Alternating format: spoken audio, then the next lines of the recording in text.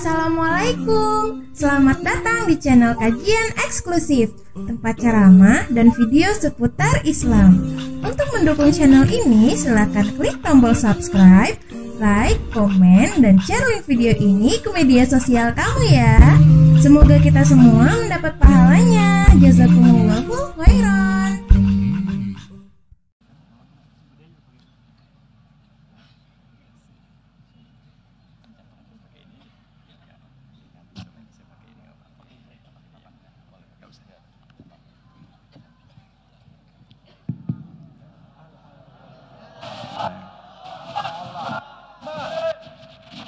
Ada parang jatuh ke danau,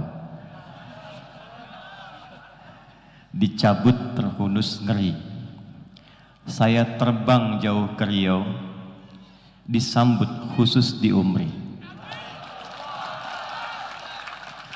Bismillahirrahmanirrahim. Assalamualaikum warahmatullahi wabarakatuh. Alhamdulillahilladzi allafa baina qulubina fa asbahna bi ni'matihi ikhwana. Wassalatu wassalamu ala rasulillahilladzi biiqtida'i sunnatihi syarifati asbahna lil muttaqina imama. Fa salawatullahi wa salamuhu alaihi wa ala alihi wa sahbihi wa dhurriyyatihi wa ummatihi ila yaumil mi'adi alladzi fi amama wa ba'd. Yang kita hormati, kita muliakan tuan rumah keluarga besar Universitas Muhammadiyah Riau, Pak Rektor Al-Ustadz Syekh Dr. Sayyidul Amin beserta seluruh jajaran Rektorat, Dekanat, BPH, Profesor Kiai Haji Nadir Karim, unsur Forkopimda dari Pak Gubernur diwakili Pak Asda, juga alhamdulillah disertai dari stakeholder pemerintahan Kepri, baik yang as-sabiqunal awwalun, telah Allah berikan kesempatan yang terhormat Brigjen Saleh, baik yang sekarang kita doakan Pak Gub seyogianya berkenan membersamai, oleh Allah diuji, ada sakit yang beliau rasakan, kita doakan mudah-mudahan segera disehatkan dan diberikan kemampuan, kekuatan untuk memimpin Riau yang berkeadilan dan diridhoi oleh Allah Subhanahu wa taala. Dr. Kiai Haji Abdul Wahid, pimpinan wilayah Muhammadiyah, kita doakan beliau sehat, bisa mencerdaskan, berbagi ilmunya dan memberikan keberkahan di bumi Riau ini. Yang saya cintai khusus seluruh keluargaku, saudara-saudariku yang hadir di malam hari ini. Ada dua kesamaan saya tiba di Riau ini dengan kemarin saya mendarat di Sumbawa.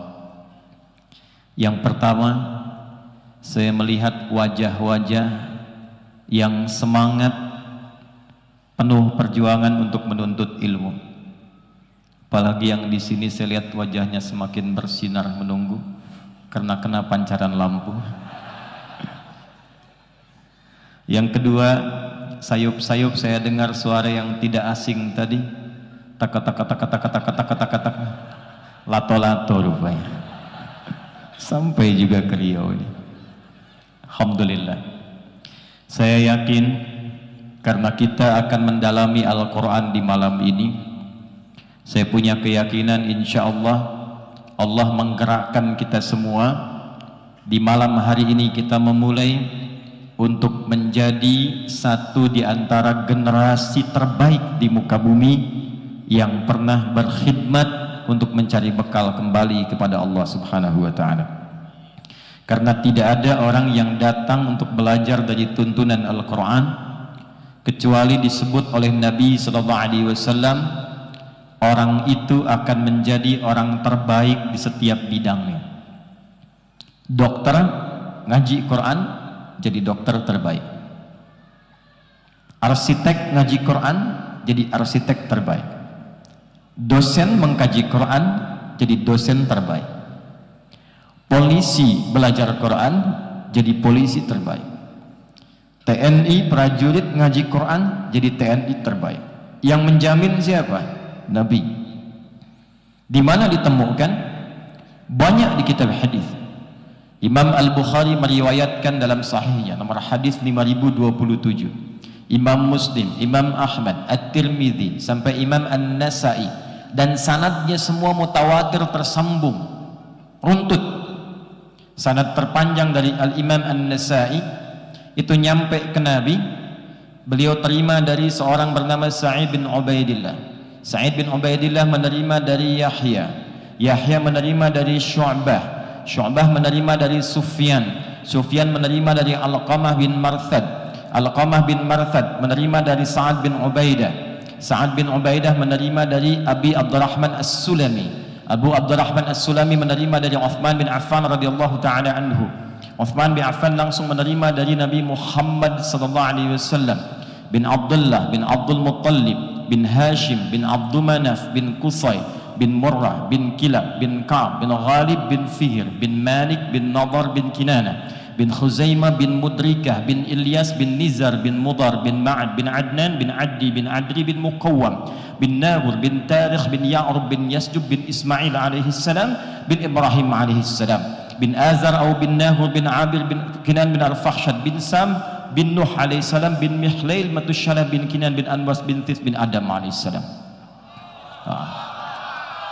Coba ulangi apa hadisnya? Qala Rasulullah sallallahu alaihi wasallam, khairukum man ta'allama al-Qur'ana wa 'allama. Khairukum, yang terbaik di antara kalian. Jadi baik itu ada 5 di Quran nanti. Ada baik tubuhnya, sehat badannya. Itu disebut dengan thayyib namanya. Kita makan dari yang halal, dipilih yang menyehatkan, yang membuat tubuh kita kuat. Itu bahasa Qur'annya nanti ditemukan di Quran surah kedua Al-Baqarah ayat 168. Kalau mau pakai posisi paling kanan sebelah bawah. Ya ayyuhan nasu kulu mimma fil ardi halalan. Hei semua manusia, silahkan menyebar kemanapun, silahkan merantau, minimal untuk hidup, bisa makan. Karena itu kalau orang mau kerja ditanya, Baba mau kemana? Mencari sesuap nasi. Padahal yang dia cari 1 rice cooker itu. Silahkan menyebar, tapi tempuh dengan cara yang halal.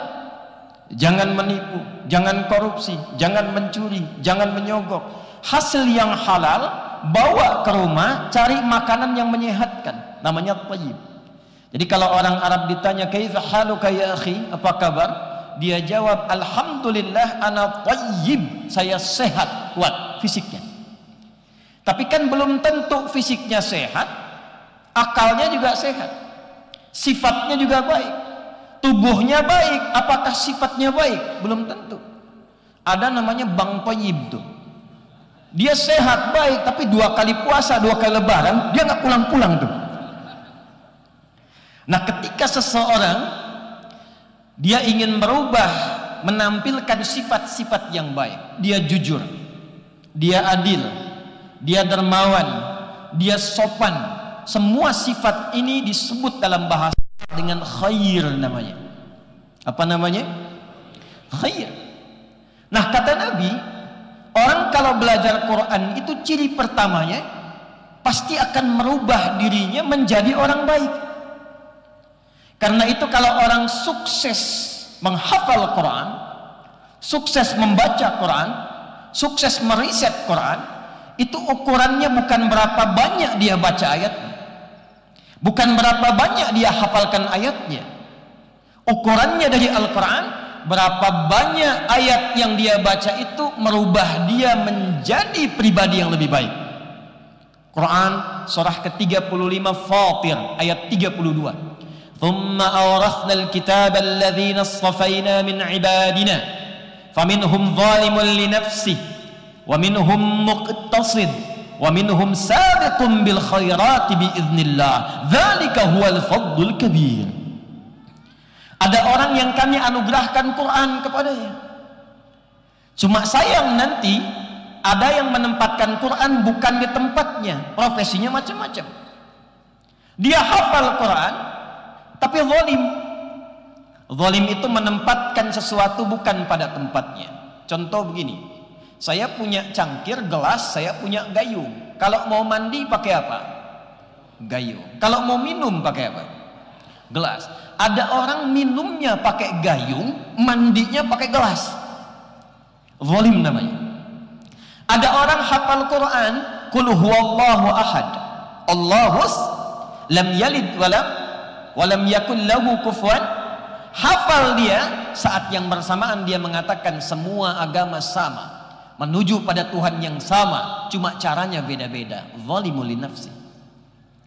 Hati-hati nih. Hadis Muslim 9 jilid syarah Imam An-Nawawi, lihat jilid pertama, nomor hadis yang 11 sampai 12.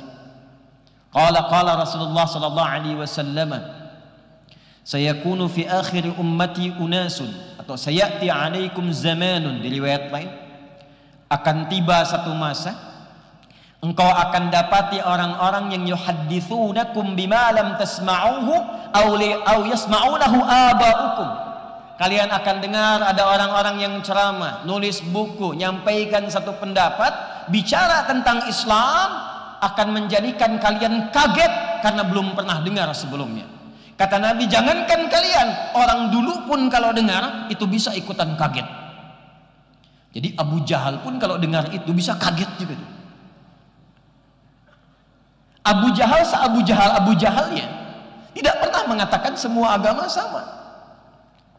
Dia mengatakan kita beda, karena itulah kemudian dia bertindak yang salah. Orang sekarang ada yang berani mengatakan, mengambil ayat Quran, dia katakan semua agama sama. Kata Nabi, iyyakum wa iyyahum, waspadalah. Siapa ciri orang yang sukses dengan Qurannya?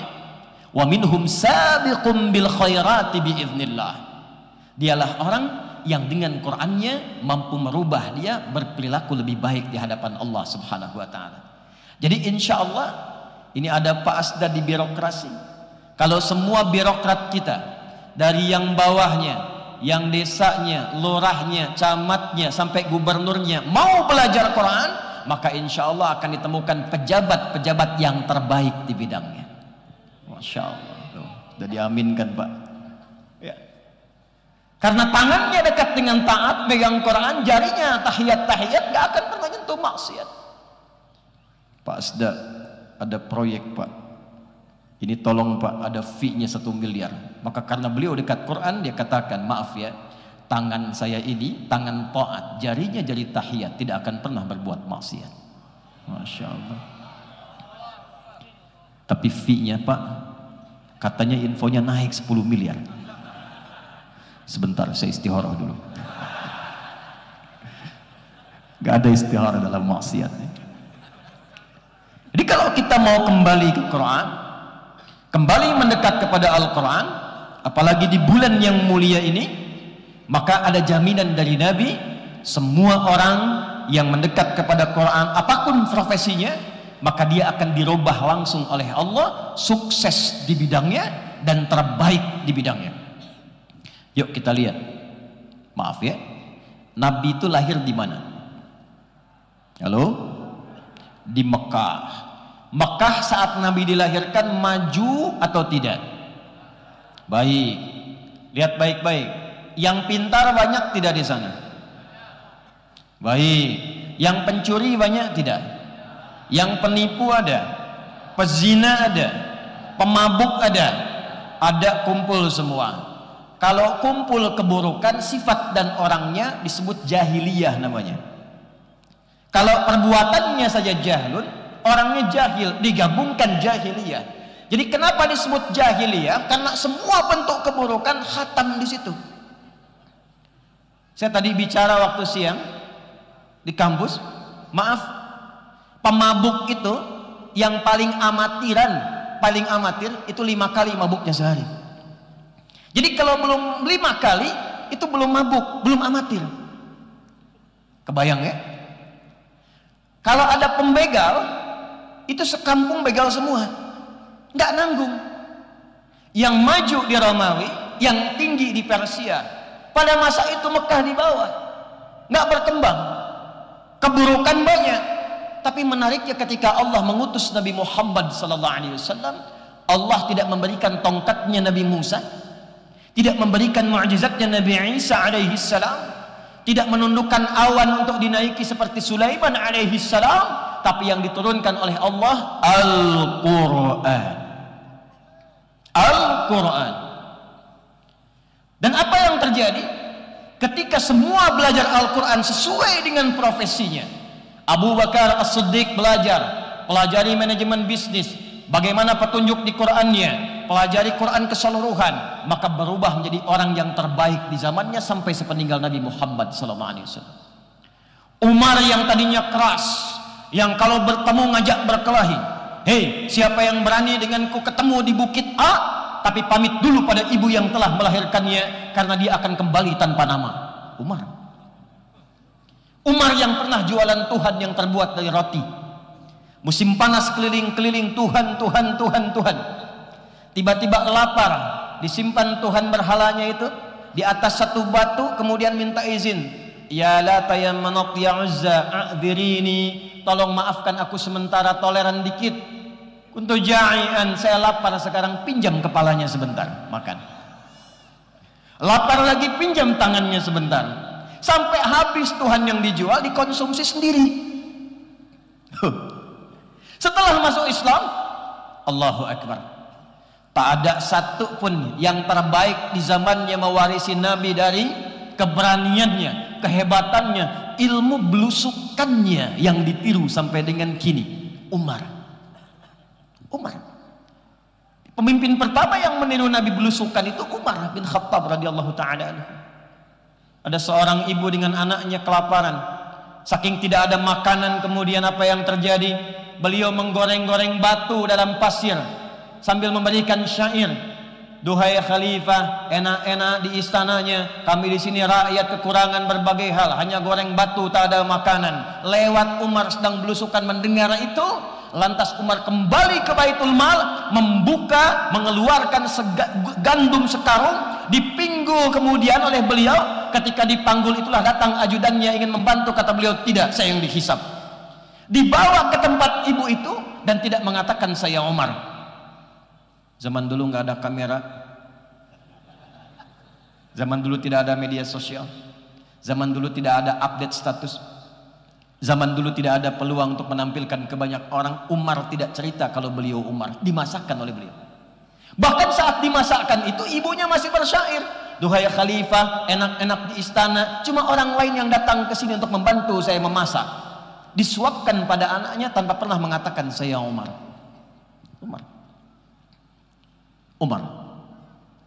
Kenal Utsman bin Affan? Ayo bilang kenal. Utsman manajemen bisnisnya bagus, diajak oleh Abu Bakar As-Siddiq, Abu Quhafa masuk Islam, mengajak Abdurrahman bin Auf masuk Islam. Tapi setelah menerima risalah Quran, belajar dari Quran, meningkat bisnisnya sampai naik level kayanya ke level yang tertinggi, nomor 3. Nomor 1 kaya, nomor 2 kaya banget, nomor 3 kebangetan kayanya. Sampai sekarang Umar masih punya aset di Madinah. Saya katakan tadi siang, terakhir saya umrah beberapa waktu lalu, sekarang sudah ada hotel namanya Hotel Utsman bin Affan, wakaf Utsman bin Affan di Madinah. Modalnya apa? Mengolah sumur dengan kebun, diwakafkan jadi aset, dimasak kemudian dialih fungsikan menjadi hotel, hasilnya disimpan di rekening bank, disedekahkan atas nama Utsman bin Affan. Orangnya sudah meninggal 15 abad yang lalu, masih punya rekening di Bank Saudi sekarang, Utsman. Antum masih hidup belum tentu punya rekening di sana tuh. Jadi semua orang dengan profesinya itu pasti jadi orang hebat. Khalid bin Walid, Abu Ubaidah bin Abi Al-Jarrah. Nabi punya 12.000 orang sahabat setelah meninggal dunia, 38-nya panglima. Satu kekuatan panglimanya bisa menaklukkan Persia dan Romawi. Barokah dari mana? Quran. Apakah hanya untuk orang di masa Nabi saja? Tidak. Karena Quran itu kalau berkahnya sudah turun, maka satu, siapapun yang menerima Quran akan menjadi orang terbaik. Dua, di tempat manapun ada ahli Quran, tempatnya akan mendapatkan keberkahan menjadi baik. Tiga, di waktu kapanpun ada Quran, waktunya akan diberkahi oleh Allah sehingga menjadi baik. Contoh, Quran diturunkan oleh Allah lewat malaikat siapa? Jibril. Jibril ketika menerima Quran berubah status menjadi Sayyidul Malaikah Ruhul Amin, pemimpin para malaikat. Nabi Muhammad SAW menerima Al-Quran, statusnya naik jadi Sayyidul Anbiya wal Mursalin. Waktunya Quran turun di satu malam. Saat turun di malam itu berubah status malamnya dari malam biasa jadi malam istimewa. Malam biasa itu disebut dengan lail. Lail jamaknya layali. Lail, lela, lili, leli, layali itu malam. Ibu Leli, ibu malam-malam. Tapi kalau ada yang istimewa di malam itu, tambahkan tak di ujungnya, lailah. Quran diturunkan di malam itu, jadi berkah malamnya. Inna anzalnahu fi lailatin mubarakah. Ada berkahnya. Ketika berkah, berubah nilai malam itu, value-nya berubah. Nilai pahalanya lebih daripada 1000 bulan. Disebut dengan malam Al-Qadar. Inna anzalnahu fi lailatil qadar. Turun di harinya Jumat, Jumatnya berubah jadi Sayyidul Ayyam. Turun di mana? Mekah, Mekahnya bertambah keberkahan. Nabi pindah dari Mekah kemana? Dari Mekah kemana? Dari Mekah kemana? Bukan Madinah. Madinah itu ketika ada Quran.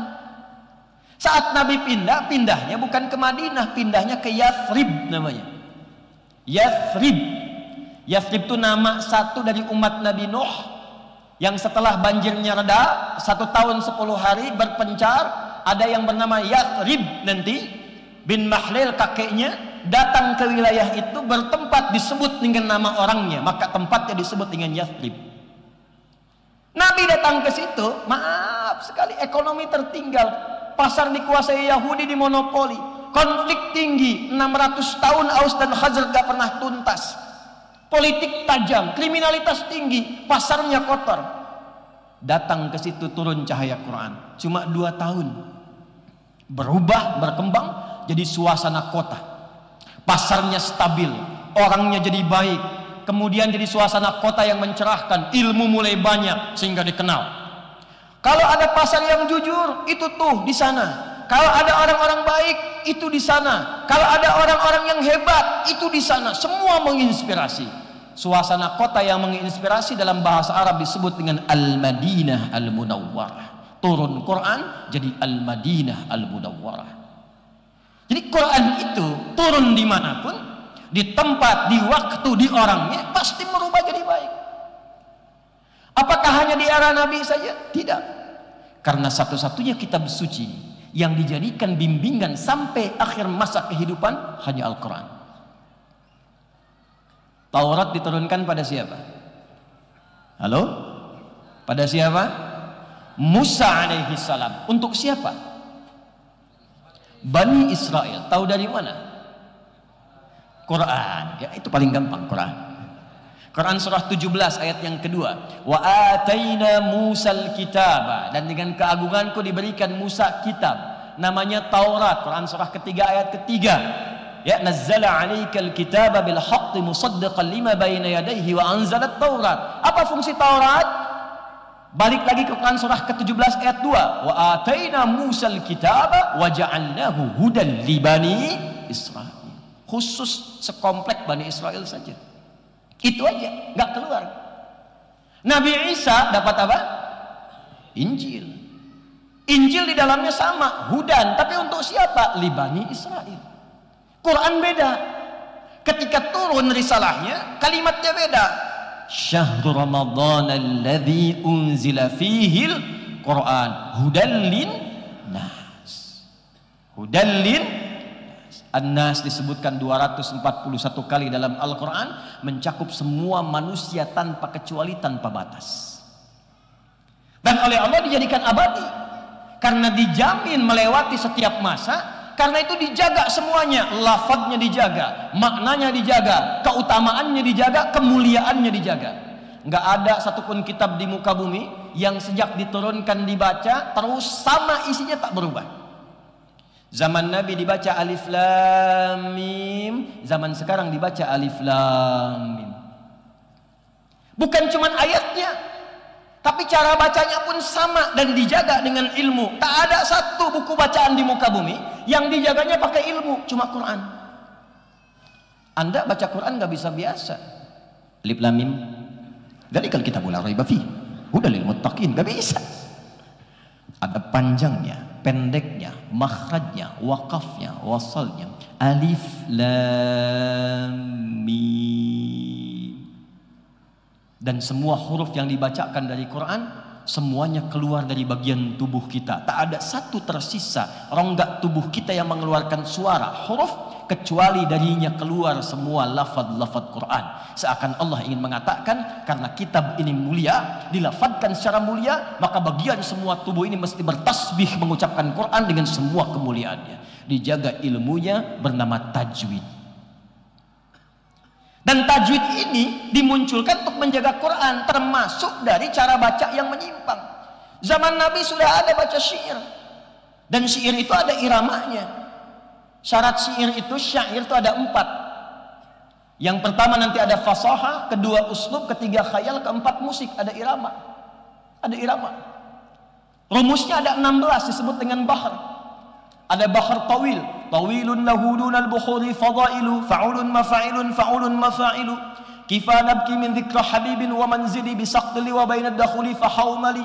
Ada rajas, mustaf'ilun, mustaf'ilun, mustaf'ilun, mustaf'ilun, mustaf'ilun, mustaf'ilun, sautus safiril bulbuli, hayyaja qalbi thamili, al-ma'u wa zahru ma'a zahri lahzul muqali, fa anta ya sayyidali wa sayyidi fa maulali, fa kam tayammuni ghazailun uqayqali, qataftuhu min wajzatin fi hadar rajuli, fa qala la la la faqad ghada muharwili, wal walad wali ya wailali, fa qultu la tuwalwili fa bayyinul lu'lu'ali. Qalat lau hina kadza in hadhadul muqali kahatan kakailali tabuli.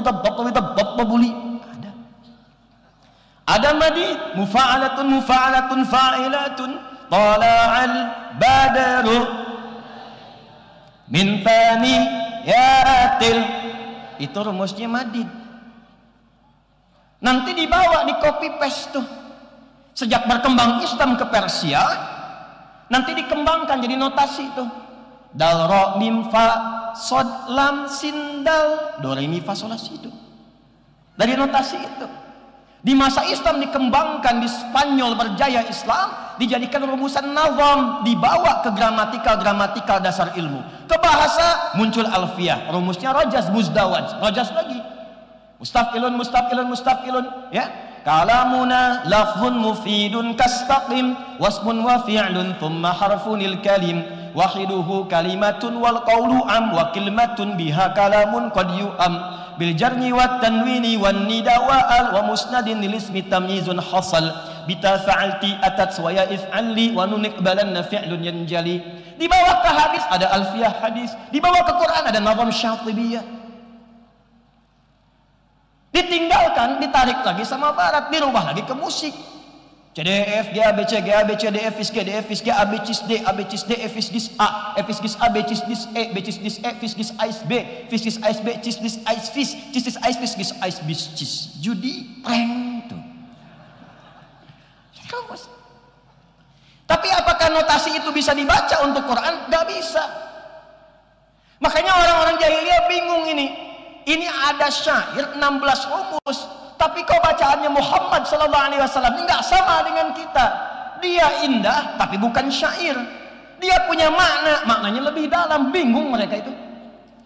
Dan mereka enggak pernah baca Quran pakai rumus mereka. Misal yang madid, tala'al badru alaina. Saya belum pernah dengar imam-imam hebat di muka bumi, apa itu di Masjidil Haram di Mekah, atau itu di Kuwait misalnya, atau di tempat yang lain, baca surat Ad-Duha pakai lagam itu. wadduha wallaili idza saja. Nggak ada. Jadi nggak usah aneh-aneh. Iyyaka na'budu wa iyyaka nasta'in. Bubar jemaah. Alam nashrah laka sadrak. Nggak ada. Nggak ada. Quran itu indah, dijaga dengan ilmunya, cara bacanya lengkap dan abadi ilmunya. Itulah Quran. Jadi kalau dengan semua keterangan ini kita belum yakin itu adalah firman Allah, bukan bahasa manusia, dengan cara apa lagi dijelaskan? Makanya interaksi dengan Quran itu jadi ibadah. Dan setan berjuang supaya nggak dekat Quran. Satu-satunya bacaan di muka bumi yang saat dibaca, awas, orang tidak bosan tapi cepat ngantuk, Quran. Ada orang bosan baca Al-Fatihah sini? Coba saya tanya, sehari itu baca Al-Fatihah 15 kali atau 16 kali? Coba, 16. Berarti subuhnya cuma 1 rakaat. 17 kali. Tapi tak pernah saya dengar kalimat, awak pusing nih gitu baca Quran 17 kali sehari. Tak ada orang bosan. Tak ada orang pening baca Al-Fatihah. Tapi kalau dibaca Al-Quran 1 jam tuh baca terus tuh. Ini .com.id. Sejam update tuh. Ya. Al-Quran Yasin, baru Yasin tuh 10 menit ngantuk. Apa pasalnya? Karena memang ini ibadah dan setan gak akan biarkan. Jadi kalau nggak ada unsur taqarrub ilallahnya, setan tuh gampang sekali, nggak usah digoda, tiup dikit aja langsung. Tapi kalau ada unsur ibadahnya, merubah anda jadi baik, karena setan tuh nggak kenal baik. Lawannya malaikat, gak kenal salah. Setan disebutkan 88 kali dalam Al-Quran, malaikat disebutkan 88 kali dalam Al-Quran. Malaikat membisikkan ke jiwa takwa, setan memprovokasi nafasnya, fujurnya, nafsunya. Nafsu disebutkan 115 kali dalam Al-Quran, takwa yang terkait nafsu disebutkan 115 kali dalam Al-Quran. Allahu Akbar, Allahu Akbar. Cepat, sudah azan. Pernah merasa begitu? Itu bisikan malaikat. La ilaha illallah. Tenang, baru adzan, belum komat. Itu setan.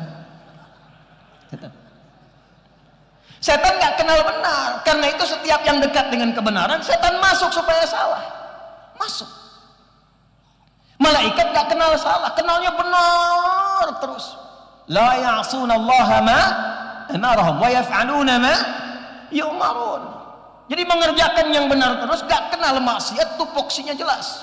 Makanya gak pernah terjadi malaikat berbuat maksiat. Pernah dengar malaikat Jibril korupsi ayat? Gak ada. Gak ada. Setan gak kenal dengan kebaikan, salah terus. Manusia punya potensi baik, tapi juga punya potensi yang bisa disesatkan oleh setan, tengah-tengahnya. Jadi kalau salah, bedanya dengan setan, manusia tobat. Adam manusia, iblis bagian setan. Iblis salah, iblis gak tobat.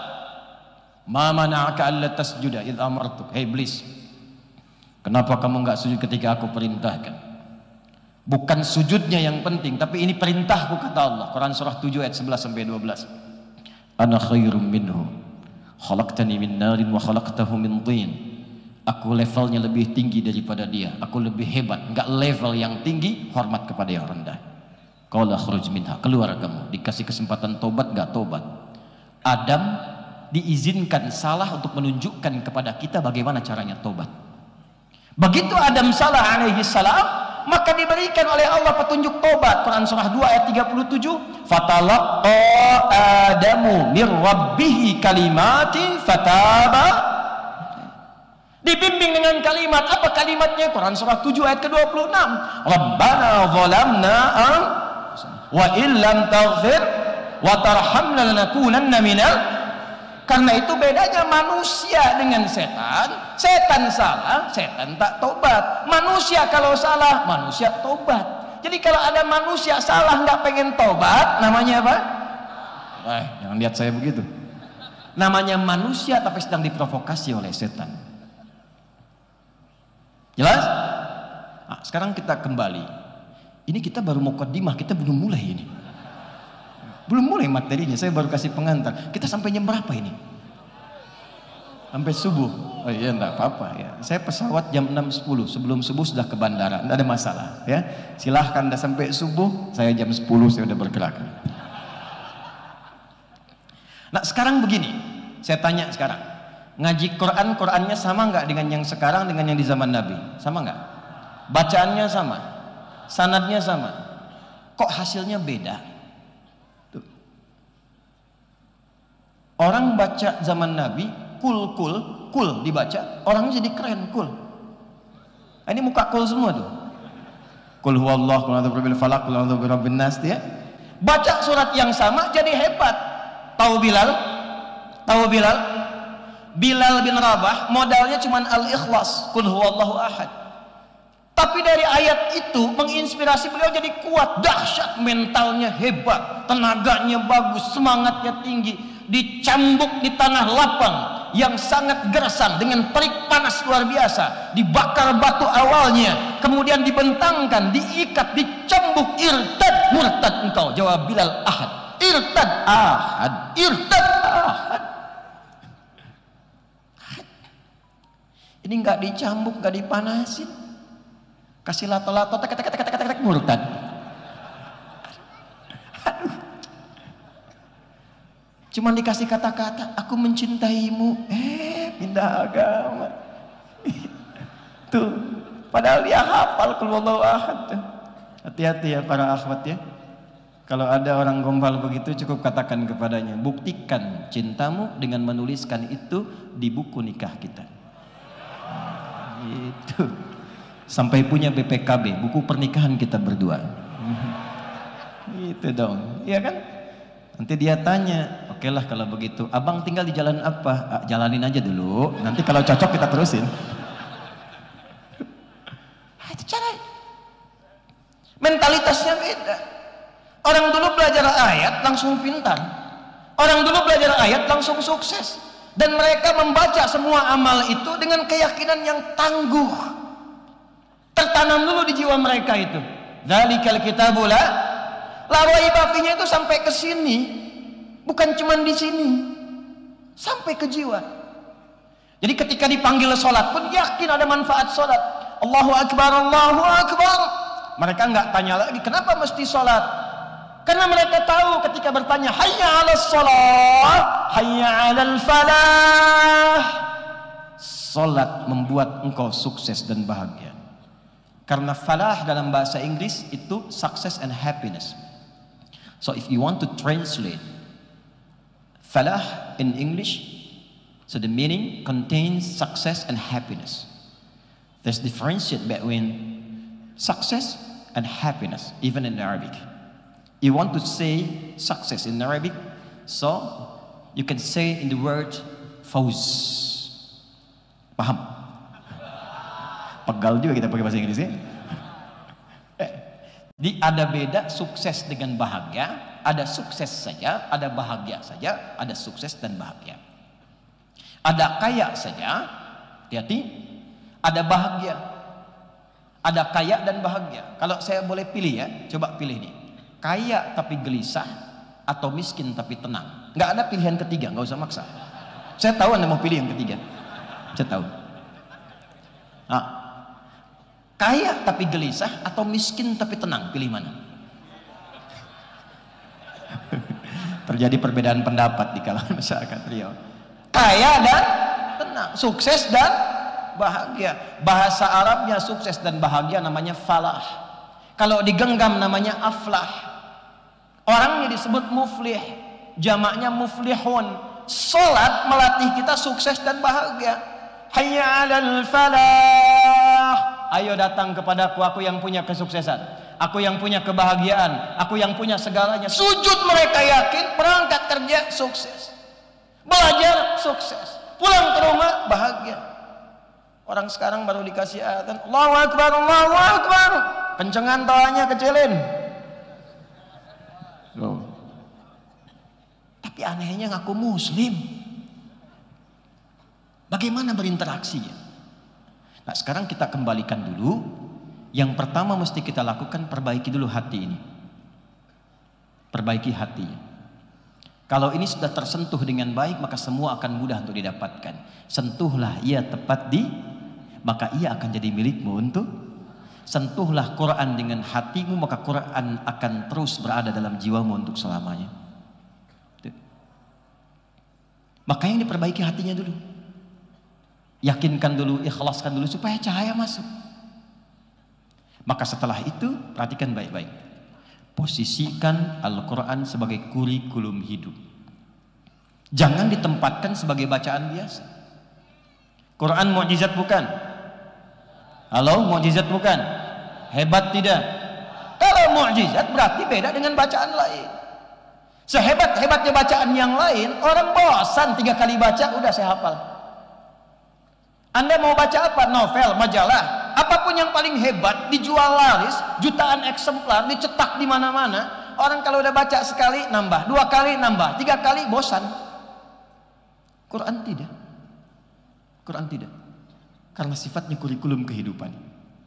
Maka setelah itu, perhatikan baik-baik, ini rahasianya. Setelah hatinya terbuka, karena Quran mukjizat, maka semua yang dibacakan akan berpengaruh kepada jiwa kita. Nanti cara mengetesnya begini, kalau hatinya sudah kebuka, sudah enak berinteraksi dengan Quran, tandanya begini, fokus ya, kita mulai ke inti bahasannya. Tandanya Quran surah 8 ayat kedua. 1. Innamal mu'minuna alladzina idza dzukirallahu wajilat qulubuhum wa idza tuliyat 'alaihim ayatuhu zadatuhum imana wa 'ala rabbihim tawakkalun. Ciri insan beriman yang sejati itu, cek dulu. Kalau disebutkan nama Allah, ada konfirmasi getaran dalam hatinya. Jadi kalau disebutkan nama Allah, nanti ada gelombang di hatinya yang mengkonfirmasi, ada getaran. Nah, itu beda dengan gelombang cinta, beda dengan gelombang saat Anda salah di jalan ketemu polisi di depan. Dagdikduk, dagdikduk, dagdikduk, beda. Maka dicek 5 kali dalam sehari. Dari sejak bangun subuh ke siang zuhur ke sore asar menjelang malam maghrib sampai ke isya, masih ada iman nggak? Karena kata Nabi, ada orang yang paginya beriman, sorenya bisa luntur imannya. Asbaha mu'minan wa yumsi kafira, wa yumsi kafira. Maka dicek lewat suara adzan. Karena itu diperdengarkan pertama kali lafadznya Allah. Allahu akbar, Allahu akbar. Ada konfirmasi di hati. Ya Allah, sudah adzan. Bangunlah subuh itu karena dengar adzan. Maka ini pertanda Anda punya iman. Cuma imannya standar. Standar. Tinggi tidak, rendah juga tidak. Tengah-tengah. Subuh jam berapa adzan nanti? 5 lewat berapa? Hah? 5 lewat 5, 5 lewat 3, 5 lewat 4, 5 lewat 6. Terjadi perbedaan pendapat. Ini menunjukkan ada yang datang dari tempat yang berbeda-beda. Tidak dari tempat yang sama ya. Kita ambil 5 lewat 6 misalnya. Allahu akbar, Allahu akbar. Bangun. Ya Allah, sudah adzan. Itu tandanya Anda masih punya iman cuman standar. Di kantor jam masuk jam 7, datang jam 7 standar. Tapi Anda bangun dari jam 4. Menyiapkan diri, menunggu panggilan, iman kuat. Tapi kalau Anda dipanggil jam 5 lewat 6, baru bangun jam 6 lewat 5. Dan belum ingat sholat. Tipis cahaya imannya, tipis. Tapi kuncinya apa? Nih tes Qori kita bacakan. Wa idza tuliyat 'alaihim ayatuhu. Kalau dibacakan ayat-ayat Allah kepadanya, zadathum imana, bertambah getarannya. Ada konfirmasi, mendengar bacaan Quran ada getaran. Makanya bacanya nggak boleh sembarangan. Tajwidnya dibaca. Apalagi kalau suaranya indah seperti Qori tadi. Izin Pak Rektor, Pak Ketua BPH, nanti yang Qori tadi insya Allah kami tanggung biaya kuliahnya ya sampai selesai insya Allah. Bacaannya bagus sekali. Balik. Nah itu dites. Kalau sudah ada konfirmasi, nanti dipakai interaksinya enak. Itu mauhibah namanya. Ada pembuka diberi oleh Allah. Nggak perlu indah-indah nanti, tapi kalau baca ada getaran. Maka ada keinginan nanti untuk membaca. Kalau sudah ada itu jangan tinggal. Karena untuk memulai lagi itu nggak mudah. Maka kata Al-Quran, kalau sudah ada kebuka hatinya, akan terbagi kepada 3 golongan ahli Quran. 1, tahap pemula. Tahap apa namanya? Pemula. Wujudnya qiraah. Bahasa gampangnya mulai senang baca. Dia belum paham, dia belum menghafal, tapi tiap hari senang baca. Kalau tak baca, tak enak hati. Maka dia punya gerakan one day one juz, one day one verse. Sehari 1 ayat, sehari 1 juz, one day one page, sehari 1 halaman. Karena kecintaannya ingin dekat dengan Quran, tak bisa tinggal. Saya punya murid di TK, dari TK, cintanya ke Quran tinggi. Dia hanya mau masuk kelas kalau ada kelas Quran. Kalau tak ada pelajaran Quran, dia tak mau, dia tunggu di luar, dia murojaah baca sendiri. Dipaksa masuk, nangis. Ada yang lebih daripada itu. Ada anak yang kalau nggak baca Quran sehari sakit. Anak-anak. Itu sudah menyatu. Nah, nanti kalau sudah terbiasa baca, nggak mau tinggal, jadilah dia golongan ahli Quran di level pertama. Level pertama. Nah, ini yang akan membantu dia nanti, 1, menstabilkan mentalnya. Karena ciri khas Quran itu kalau dibaca bikin tenang. Dibaca bikin ala bidzikrillahi tatmainnul. Yakinlah kalau zikirmu banyak ditingkatkan, maka hatimu semakin bertambah tenang. Quran disebut oleh Allah dengan zikir. Quran surah ke-15 ayat 9. Inna nahnu nazzalna dzikra wa inna lahu lahafizun. Jadi kalau Anda sering baca Quran, hati tambah tenang. Makanya ibu yang akhwat yang perempuan, kalau sedang punya masalah, tumpahkannya jangan di media sosial. Ada masalah dikit, Pekanbaru mendung dikit, bikin status. Pekanbaru mendung ya. Emang kenapa? Nah, ini tadi ada kesaksian yang tentang perempuan. Saya sedikit sekali jelaskan, boleh ya? Perempuan itu unik, di Quran namanya 2. Laki-laki cuma 1. Laki-laki kalau sendirian disebut rojul. Kalau banyak kan disebut rijal. Tapi hurufnya sama semua, ra, jim, lam. Rajul, rijal itu bahasa Arabnya sesuatu yang tegap, kokoh, berwibawa. Makanya kaki disebut rijlun karena tegap, menopang bagian tubuh. Suaranya tegas, berwibawa. Makanya kalau melambai hilang kewibawaannya. Gitu. Coba bayangkan kalau ada ustadz ceramah, assalamualaikum, bubar jemaah. Tegap. Ya. Perempuan tidak. Dia kalau sendirian namanya mar'ah. Apa namanya? Mar'ah dari kata muru'ah. Yang senang tampil indah, senang terhormat. Karena itu cermin disebut mir'ah. Orang Arab mengatakan al-mar'atu kal mir'ah, karena perempuan senang tampil indah, sering dekat dengan cermin. Mau berangkat ke sini dia bercermin. Turun dari mobil dia lihat spion, bercermin lagi. Dan mulai duduk dia lihat handphone, bercermin. Nah, itu perempuan. Suami mau berangkat, ada acara, Pak Rektor mau keluar, itu batiknya sedikit sekali. Ya, bahasa Rusianya lecek katanya. Cuek aja, kelihatan oleh istri tercinta, tunggu abah, rapikan dulu. Perempuan. Tapi kalau banyakkan, dia berubah namanya dari mar'ah menjadi nisa. Tuh. Hurufnya udah beda. Laki-laki rajul, rijal, perempuan mar'ah, nisa. Apa artinya nisa, Bu? Bukan. Apa artinya nisa? Nisa itu bukan perempuan, bukan wanita. Nisa itu perempuan-perempuan. Kalau sudah banyak kan. Kenapa disebut nisa? Seakar dengan nasa. Nasa itu artinya apa? Sikap yang kadang suka mencurahkan apa yang dirasakan. Jadi maksud Quran apa? Kalau dia sendirian, sependiam apapun, ketemu temannya suka cerita. Oh. Makanya diingatkan di surat An-Nisa ayat 34. Fassalihatu qanitatun hafizatun lil ghaibi bima hafizallah. Ciri perempuan-perempuan yang saleh itu di sisi Allah, dia taat kepada Allah dengan cara menaati suaminya pada yang baik-baik. Kata suami berhijab, insyaallah abi. Ikut ta'lim, insyaallah. Tahajud, insyaallah. Ayo siap.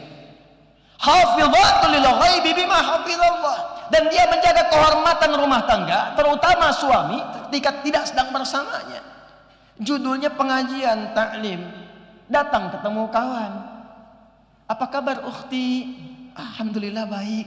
Sehat? Sehat. Anak-anak gimana? Alhamdulillah. Suami bagaimana? Di situ masalahnya. Cerita. Kadang-kadang sekarang tidak ada perkumpulannya sudah bisa bikin status. Selama ini berumah tangga ternyata nggak nyangka ya tuh. Nyangka tuh. Jadi ketika seseorang bilang nggak nyangka, dia sedang nyangka. Paham? Yuk kita kembalikan, itu Quran.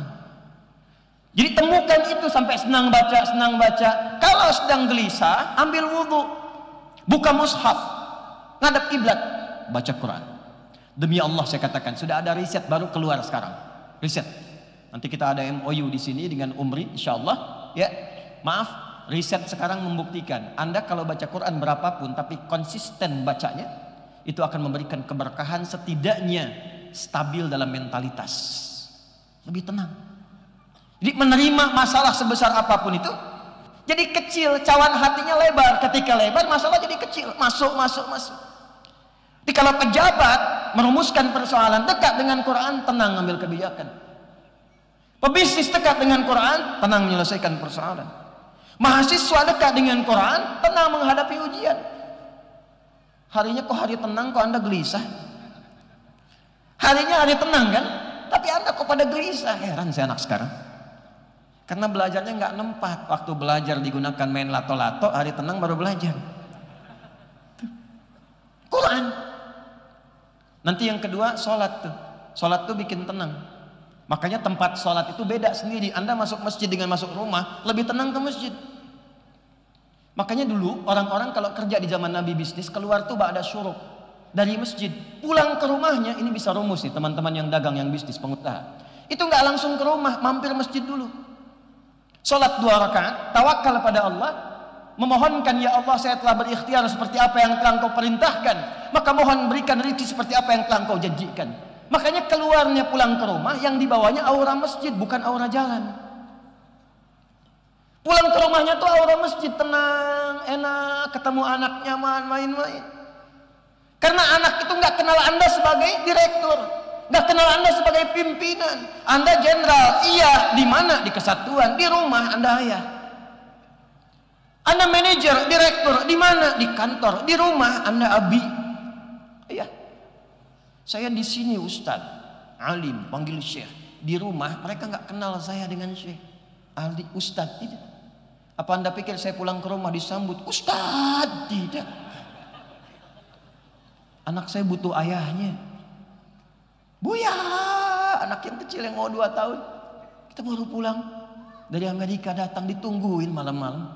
Tengah malam anak 2 tahun. Buya, Masya Allah. Adek, apa kabar? Buya bertanya-tanya. Katanya, apalagi nih? 2 tahun. Kita dengar aja lah, dia cerita, dia main kuda-kudaan, dia naik ke punggungnya, naik jalan-jalan. Alhamdulillah, dia rindu buyanya ternyata.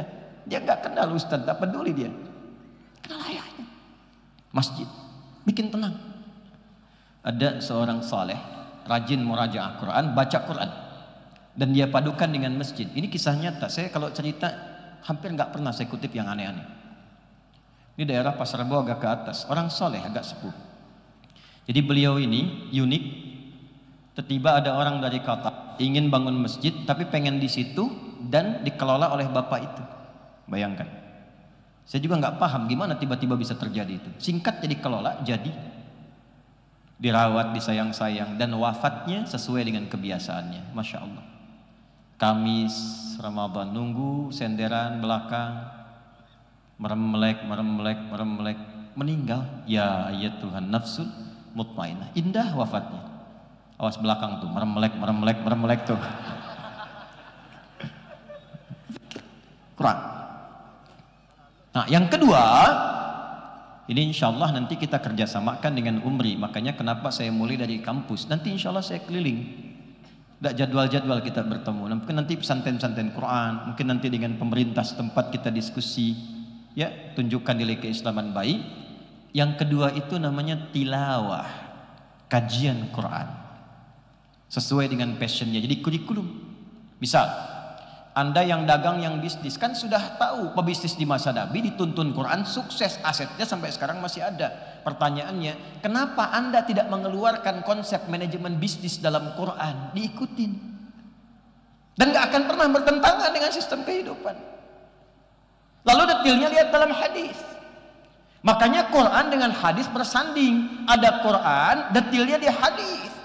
Imam Al-Bukhari kan saat nulis kitab Sahih Al-Bukhari, Al-Jami' As-Sahih Al-Musnad Al-Mukhtasar min umuri Rasulullah sallallahu alaihi wasallam wa sunanihi wa ayyamihi, itu beliau kumpulkan secara tematik, ada temanya 97 tema. Jadi tema kehidupan dirinci oleh beliau sesuai kebiasaan Nabi. Ini petunjuknya. Anda yang imannya naik turun kayak lift, sudah turun gak naik-naik. Pengen naik gak turun-turun. Buka topik kedua, Kitabul Iman. Ada 57 hadis. Dicantumkan ini ayatnya dulu, ini hadisnya. Ini ayatnya, ini hadisnya. Subtopiknya dibagi. Mana iman yang naik saat sendirian, mana iman kalau naik saat bersama-sama, iman kalau naik dengan harta, iman kalau naik dengan kedudukan, apa yang mengganggu iman sehingga menjadikan lemah, hindari. Ada ayat dan hadisnya. Adik-adik yang belajar, kenapa nggak keluarkan Kitabul Ilmi, topik ketiga? Lalu Anda riset, ada ayatnya, ada hadisnya. Di mana belajarnya cepat paham, supaya nggak lupa-lupa. Kapan waktu belajar, kapan waktu mengulang, kapan mengamalkan, kapan jadwal kajiannya, ada. Nabi itu punya jadwal mengajar khusus untuk perempuan, kajian ibu-ibu ada hari Kamis. Kajian laki-laki di Sufah, waktunya ada dirinci. Dan seimbang, apa amalan yang menguatkan pada kecerdasan, pada kepintaran ada. Ada semua. Nah, Anda yang pebisnis, keluarkan ayat-ayatnya. Ada Kitabul Buyu' dalam hadisnya, keluarkan. Gini cara mengelola harta, ini cara memanagenya, ini cara meneruskannya, ini aktifanya, ini nyusunnya, menghindari ribanya bagaimana, memprioritaskannya bagaimana, mendistribusikannya bagaimana, ada. Kata Nabi, la taqumus sa'atu, akan tiba masa-masa nanti sampai ke ujung akhir zaman. Zaman itu dibagi 3 akhir. Awal di akhir zaman pembuka, pertengahan akhir zaman, akhirnya akhir zaman. Akan ada masa, kata Nabi, satu taqarrubul aswaq, pasar mudah diakses. Hadis sahih. Dulu ibu ke pasar pakai ojek motor, pakai angkot ya, turun beli. Sekarang cuma klik datang sendiri. Nyata hadis Nabi. Taqarrubuz zaman, waktu semakin cepat, mudah diakses. Dulu mohon maaf, orang mau haji 6 bulan baru nyampe, baru pulang lagi 6 bulan. Begitu datang sudah lupa 6 bulan. Sekarang berangkat 8 jam bisa balik lagi 8 jam. Ke Riau, maaf, pakai becak berapa lama, kapan sampainya? Pakai kapal laut, ada terbatas. Pakai pesawat cuma 1 jam nyampe. Taqarrubuz zaman.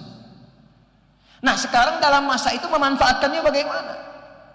Tadi saya diskusi tadi, ya, dengan bagian pengelolaan anggaran, pengelolaan distribusi dari penghasilan Pemprov dan sebagainya. Coba Anda bayangkan, kalau skema ini diterapkan dalam digital, misal di Kepri ini ada berapa kabupaten, misal di Riau ini ada berapa kabupaten, misal dari 12 kabupaten ini digitalisasi, mohon maaf sekali, bikin aplikasi setiap kabupaten, masukkan UMKM-nya ke situ. Siapa yang jualan beras, siapa yang jualan sabun, siapa yang jualan pakaian, siapa yang jualan sayuran, masukkan ke situ. Kabupaten A ketika memerlukan beras, klik, beli dari si fulan, langsung datang. Kerjasamakan dengan Bank Oleh, Ojek Soleh, dikelola oleh pemerintahan setempat. Dananya muter di situ, kembangkan. Kalau nggak ada di situ, baru ke kabupaten lain. Hasilnya dikumpulkan, bikin kemudian di situ program Amin, Ansor Muhajirin. Yang kurang-kurang tampilkan di webnya, kelihatan sama yang lain. Butuh apa rice cooker? Sedekah rice cooker, nggak harus semua uang. Nanti hasilnya dikumpulkan, ada zakatnya, klik, langsung mengikat, langsung digitalisasi. Tu'khadhu min aghniyaihim wa turaddu ala fuqaraihim. Di kabupaten A berapa mustahiknya? Berapa muzakkinya? Yang ahli zakat kumpulkan, lalu subsidikan dulu kepada yang lain, berikan modal-modalnya. Nanti kalau kelebihan, setorkan ke atas, ke provinsi, subsidikan ke kabupaten lain. Pakai itu selesai. Setidaknya kemiskinan dan program prasejahtera bisa ditekan. Itu cuma setengah hadis.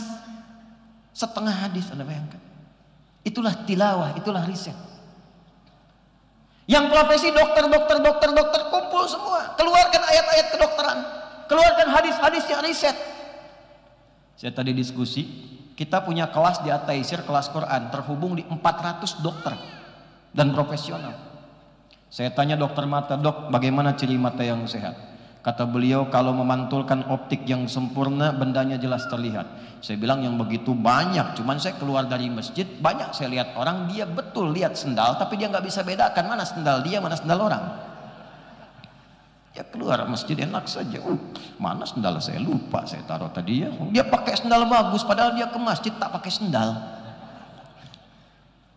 Saya tak tahu Ustaz kalau itu. Nah, inilah pentingnya Quran. Maka di Quran diterangkan antara hubungan mata rohani, mata batin dengan mata fisikal. Mata fisik dibimbing oleh iman. Qul lil mu'minina yaghuddu min absarihim wa qul lil mu'minati yaghuddna min absarihinna. Surah 24, surah Cahaya 30 ayat 31. Maka matanya melihat dibimbing imannya sehingga dia bisa bedakan. Masya Allah, berubahlah dokter itu. Kalau ada yang datang ke kliniknya punya penyakitnya bukan fisik tapi hati, maka dituliskan resepnya oleh beliau, bukan ke apotek, Quran surat sekian ayat sekian, pulang. Sekarang banyak penyakit, kalau sudah sehat mulut dibimbing oleh imannya, maka yang keluar yang baik-baik, nggak ada celaan, nggak ada ribut-ribut, baik-baik semua. Keluar dari sini lihat baligo, ada maksiatnya, begitu dilihat palingkan, lisannya astagfirullah, paling. Nggak ada terlambat, dilihat tapi istighfar, astagfirullah, salah. Ya balik. Ini kelas kedua. Yang ketiga, yang terakhir, hafalan. Kita lihat tapi bawa mushaf. Wah, suasana gelap di belakang, nggak bisa dilihat mana ayatnya tadi. Ketemu nggak ketemu halamannya. Bawa, simpan di sini. Simpan di sini. Qiraah, tilawah, hifdz, tahfidz, hamilul Quran, hafalkan Qurannya. Dan ternyata 4 kali Allah sampaikan di Quran. Sekali aja cukup, 2 kali lebih dari itu cukup, 4 kali nggak percaya, keterlaluan.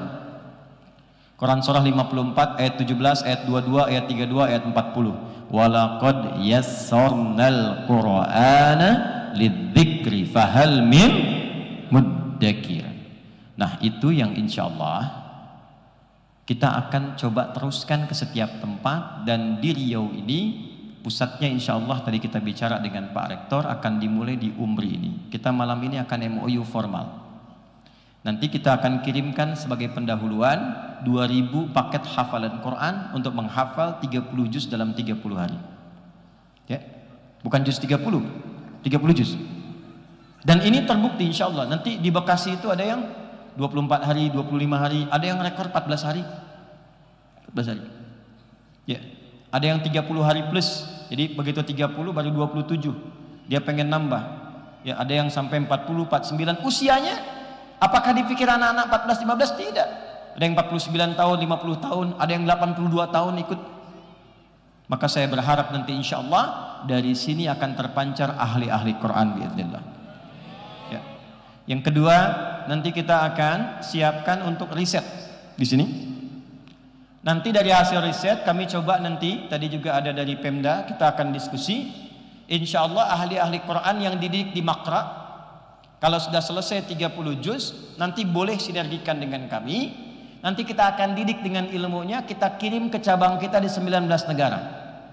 Nanti mungkin ada yang kita kirim ke Amerika, ada yang kita kirim ke Korea, kita kirim ke Jepang. Insya Allah nanti, dan nanti diskemakan belajar supaya bisa ke luar negeri, pulang-pulang sudah banyak ulama dari Riau ini insya Allah. Ya. Nah, jadi saya tak perlu ke sini lagi. Jadi Bapak Ibu sekalian, itu yang bisa saya sampaikan. Yang terakhir, saya minta semua rukun dengan tujuan yang sama. Semua bentuknya untuk memfasilitasi. Kendaraan satu tujuan, ada yang bis, ada yang merek-merek tertentu saya nggak sebut supaya nggak endorse. Ya. Besar, kecil, biasa, tinggi, rendah, tujuannya sama. Maka yang di Muhammadiyah, yang di NU, yang di Persis, Dewan Dakwah, semua kompak dengan satu tujuan. Saya memulai dari sini untuk memberikan pencerahan, memberikan inspirasi supaya berkemajuan. tapi saya harapkan insya Allah UMRI akan menjadi satu kampus yang terbuka, yang mengakomodasi semua kepentingan Islam supaya bisa memunculkan inspirasi dari Riau. Kita berikan pesan pada dunia global, bahkan akan ada kemajuan yang menjadi tantangan di peradaban insya Allah.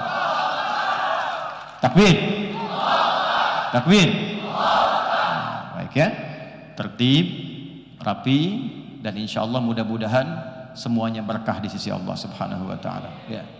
Baik, saya kira kita butuh waktu untuk beristirahat, menyiapkan kembali dan mengeksekusi apa yang telah kita siapkan. Insya Allah tahun ini terpilih 2 orang dari Riau untuk berangkat. Hari Kamis kami berangkatkan untuk jadi calon ulama.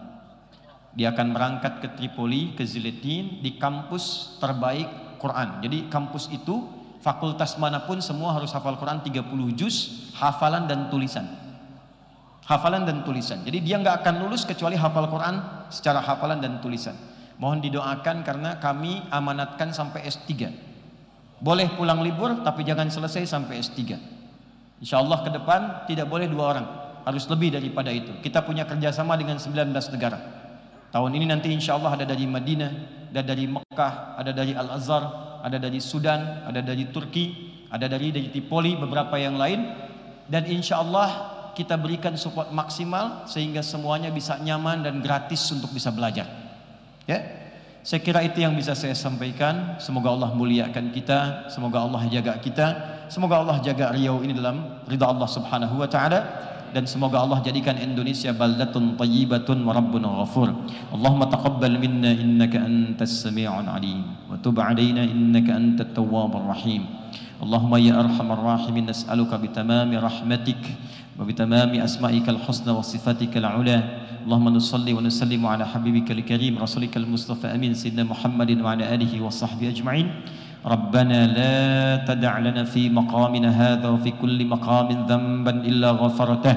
Ya Allah, kalau ada pendosa di lingkungan tempat ini atau di sekitarannya, maka mohon jangan biarkan ia pulang meninggalkan tempat ini kecuali Engkau ampuni seluruh dosa-dosanya.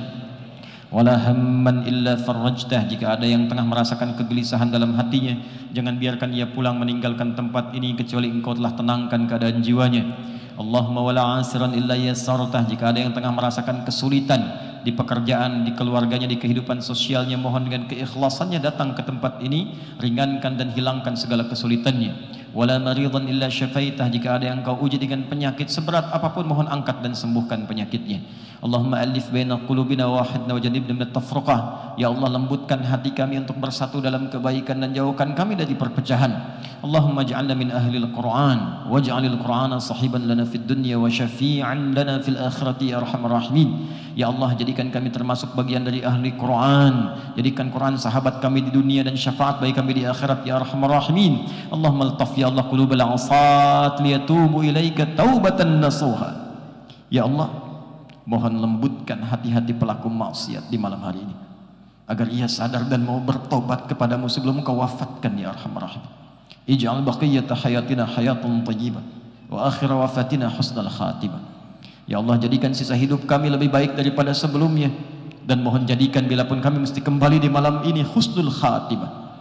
Khaffif lisanana naqula kalimat at-tauhid la ilaha illallah Muhammad Rasulullah. Ya Allah, mohon di sakaratul maut nanti, di sakaratul maut nanti mohon ringankan lisan kami mengucap kalimat tauhid la ilaha illallah. Fa'ajib ya Allah kalimatana biqaulika ya ayyatuhan nafsul mutmainnah irji'i ila rabbiki radiyatan maradiyah fadkhuli fi ibadi wadkhuli jannati. Dan mohon jawab kalimat kami dengan panggilanmu yang indah, hai jiwa-jiwa yang tenang, cepat pulang kepadaku. Aku ridha dengan amalmu, Engkau pun akan ridha dengan pemberianku. Masuk dalam golongan hamba-Ku, aku siapkan surga untukmu. Allahumma ishtaqna bi Rasulillah sallallahu alaihi wasallam. Ya Allah, kami merindukan perjumpaan dengan Rasulullah sallallahu alaihi wasallam. Lam narahu ya Allah fil haya wala fil manam, fala tudayyi' lana al-fursah li liqa'ihi yawm al-qiyamati ya arhamar rahimin.